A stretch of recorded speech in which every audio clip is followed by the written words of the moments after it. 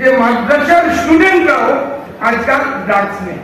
আমি খুবই দুঃখের সঙ্গে কথা জানাচ্ছি যে মাদ্রাসার স্টুডেন্টরাও ড্রাগস নিয়ে আমাকে অনুরোধ করেছিলেন।